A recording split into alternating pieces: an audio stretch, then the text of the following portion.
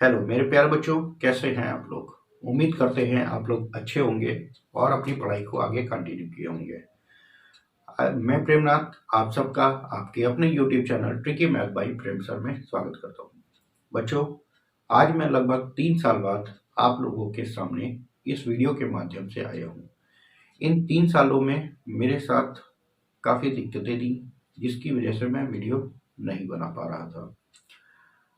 अब मैं आप लोगों को रेगुलर वीडियो देता रहूँगा, जो कि चैप्टर वाइज रहेंगे और आप लोग अपनी पढ़ाई को आगे कंटिन्यू करते रहेंगे।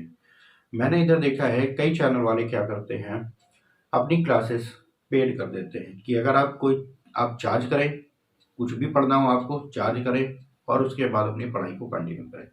मेरे इस चैनल पे कोई भी चार्ज आपको देना नहीं पड़ेगा। जितने भी वीडियो रहेंगे वे सारे आपके लिए फ्री रहेंगे। मेरे वीडियो के माध्यम से जिन भी बच्चों की मैथ कमज़ोर है या रीजनिंग कमज़ोर है, वे वीडियो को देखकर अपनी मैथ को स्ट्रांग बनाएं और जिनकी स्ट्रांग है वे और भी स्ट्रांग बनाने की कोशिश करें। मेरे जितने भी वीडियो होंगे उसमें बेसिक से शुरुआत होकर और अच्छे लेवल तक के क्वेश्चन कराएंगे, जिससे आप लोग अपनी तैयारी आगे कंटिन्यू कर सकें। जो भी लेवल आपका पेपर का होता है उसी लेवल के क्वेश्चन आप लोगों को मिलते रहेंगे और कोशिश करेंगे प्रीवियस ईयर के क्वेश्चन भी आप लोगों को कराते रहें। आप लोगों से उम्मीद करते हैं कि जो प्यार आप लोग पहले देते थे, जितना सपोर्ट आप लोग पहले करते थे, उतना ही सपोर्ट आप लोग आगे भी करते रहेंगे। आज की इस टाइम में देखा जाए तो 2 वैकेंसियां ऐसी हैं जो काफ़ी ज़्यादा हैं। यूपीपी जो कि लगभग 36,000 के आसपास की वैकेंसियां आने वाली हैं।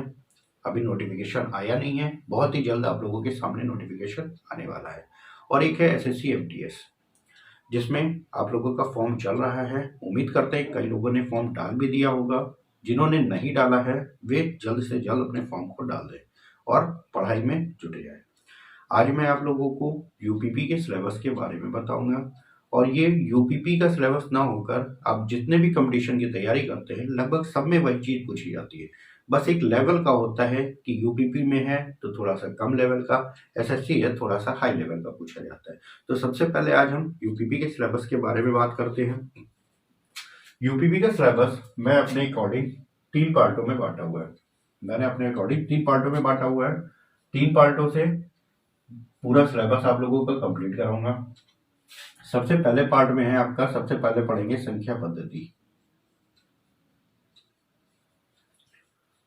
संख्या पद्धति में आप लोगों को पता है संख्याओं के बारे में जानना, और बहुत सी छोटी छोटी चीजें हैं जो संख्या पद्धति के अंतर्गत आती है।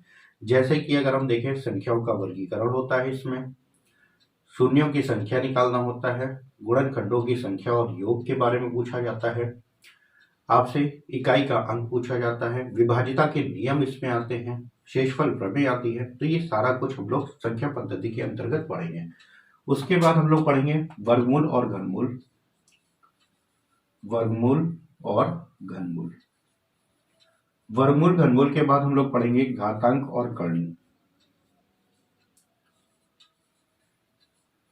घातांक और करणी के बाद हम लोग पढ़ेंगे भिन्न। भिन्न से संबंधित जितने भी प्रकार के क्वेश्चन पूछे जाते हैं वो पढ़ेंगे।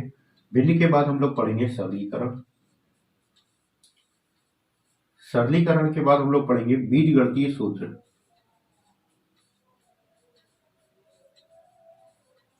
बीजगणितीय सूत्र से संबंधित भी बहुत सारे क्वेश्चन आपके पेपर में आते हैं कि अगर आप लोगों को वो सूत्र क्लियर है, आते हैं, तो क्वेश्चन को बहुत आसानी से आप लोग कर सकते हैं। बीजगणितीय सूत्र के बाद इसी में पढ़ेंगे हम लोग, पहले ही पार्ट में हम लोग पढ़ेंगे एलसीएम और एचसीएफ। एलसीएम एचसीएफ के बाद हम लोग औसत पढ़ेंगे, एवरेज। ये हो जाएगा हमारा पहला पार्ट। हम पहले पार्ट की शुरुआत करेंगे तो ये सारी चीजें पढ़ेंगे। सेकंड पार्ट में हमें क्या पढ़ना है, प्रतिशतता। प्रतिशतता के बाद हम लोग पढ़ेंगे लाभ और हानि। लाभ और हानि के बाद हम लोग पढ़ेंगे बट्टा, डिस्काउंट। इसके बाद हम लोग पढ़ेंगे साधारण ब्याज। साधारण ब्याज के बाद हम लोग पढ़ेंगे चक्रवृद्धि ब्याज।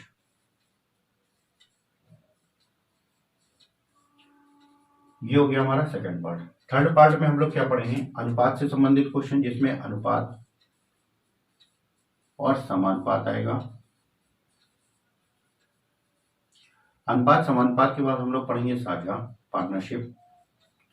साझा के बाद हम लोग पढ़ेंगे मिश्रण। मिश्रण के बाद हम लोग पढ़ेंगे काम समय। काम समय से ही मिलता जुलता होता है आप लोगों का नल और टंकी के क्वेश्चन, तो दोनों साथ में ही पढ़ेंगे। नल टंकी के बाद हम लोग पढ़ेंगे समय और दूरी। समय दूरी के साथ साथ हम लोग रेलगाड़ी। रेलगाड़ी के बाद हम लोग पढ़ेंगे नावधारा। ये चैप्टर खत्म होने के बाद हम लोग आएंगे क्षेत्रफल पर। क्षेत्रफल में हम लोग 2D सिलेबस पढ़ेंगे। 2D में क्या क्या आता है, जैसे आयत हो गया, वर्ग हो गए, त्रिभुज हो गए, चतुर्भुज से संबंधित हो गया। उसके बाद पढ़ेंगे आयतन।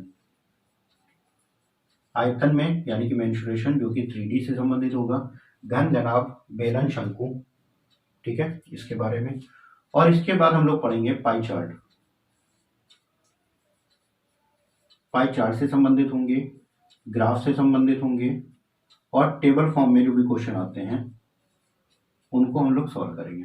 तो ये है आप लोगों का पूरा मैथ का सिलेबस यूपीपी का। अब ये चैप्टर जो भी हैं आपके हर पेपर में पूछे जाते हैं।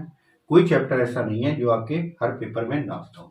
बस एसएससी की अगर आप लोग तैयारी करते हैं उसमें एडवांस लेवल का पूछा जाता है, जिसमें आपके अलजेब्रा से संबंधित होता है, ज्योमेट्री से संबंधित होता है, ट्रिग्नोमेट्री आ जाती है। वो भी चीज़ें आप लोगों को चैप्टर वाइज मिलती रहेंगी, ठीक है।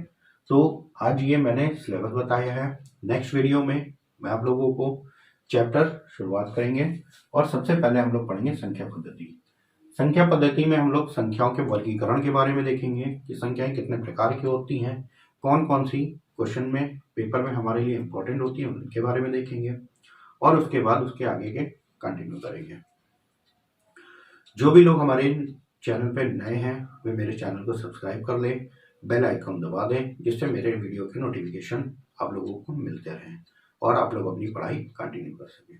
आप लोग अगर मेरे वीडियो आप लोगों को पसंद आते हैं तो आप लोग मेरे वीडियो को शेयर करें और ज़्यादा से ज़्यादा लोगों तक पहुंचाएं, जिससे वे भी अपनी पढ़ाई को आगे कंटिन्यू कर सकें।